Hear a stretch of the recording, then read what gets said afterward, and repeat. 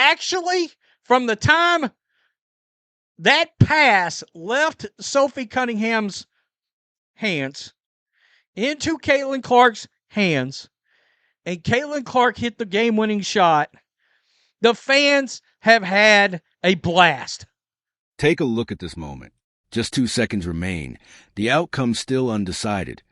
And Sophie Cunningham is preparing to inbound the basketball from the sideline. Focus on the defenders for a second. Their body language says it all. They're convinced they've already figured out what's about to happen.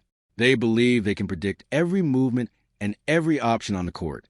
But the sequence that unfolds next isn't the play originally designed by the coaching staff.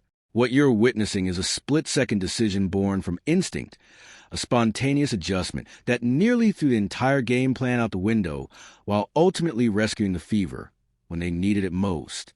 At first glance, it appears to be an ordinary inbound set, the kind teams execute countless times throughout a season. Yet beneath that familiar structure, players are making critical choices in real time. The Indiana Fever are battling through exhaustion in a game that has pushed them to their absolute limits.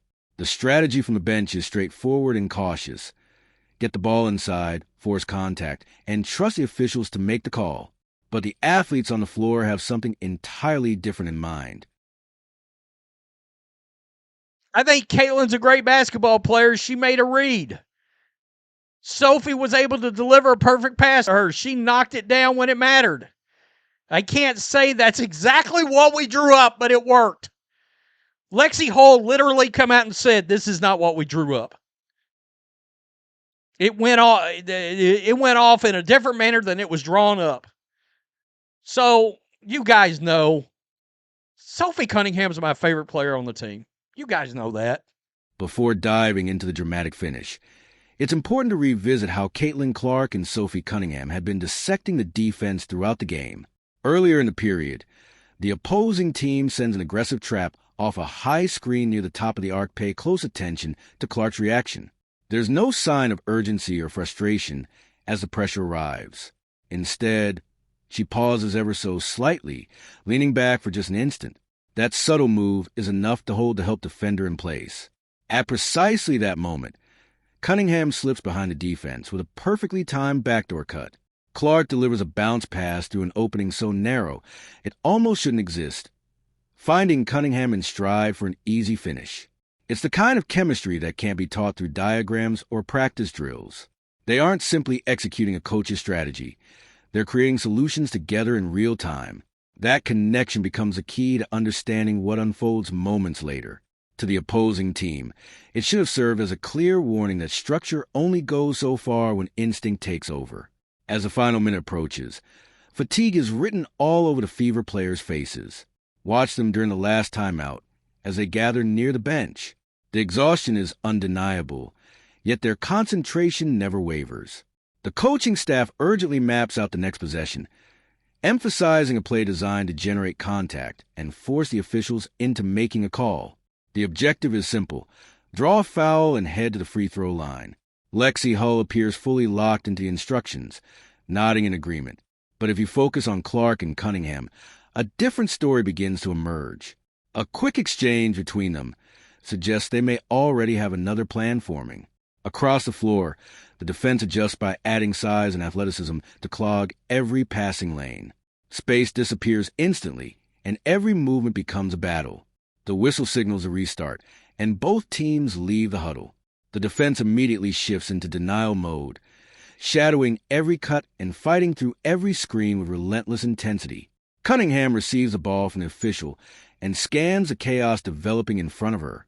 The first option vanishes under tight coverage. The backup choice is erased by an aggressive double team. Meanwhile, the referee's count continues to climb. 1 second, 2 seconds, 3 seconds.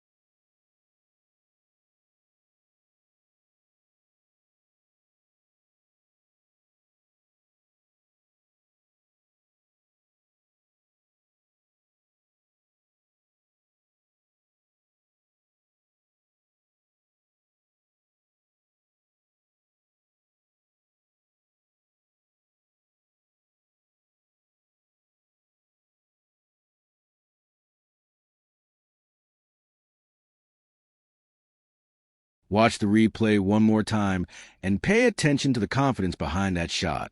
There is no second-guessing, no uncertainty, and no concern about what happens if it misses.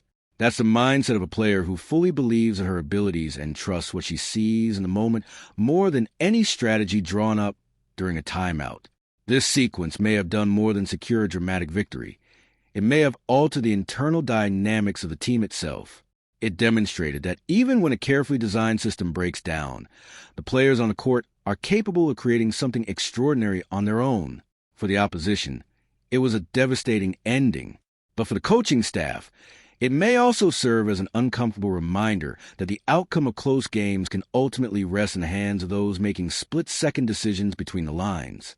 As the Indiana Fever move toward their next challenge, the attention surrounding the situation will only intensify. Will the coaches embrace the creativity and instinct that produced this unforgettable moment? Or will they double down on structure, demanding that every possession unfold exactly as planned? One of the most revealing moments in the next game could come on their very first sideline inbound play. The way it's executed may provide insight into the balance of trust and authority currently shaping this team. So, what do you think should happen moving forward? Should elite players be given the freedom to abandon the original play when they recognize a better opportunity?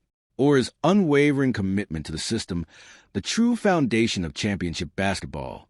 Share your thoughts in the comments and let everyone know where you stand. Are you backing the players' instincts or are you siding with the playbook?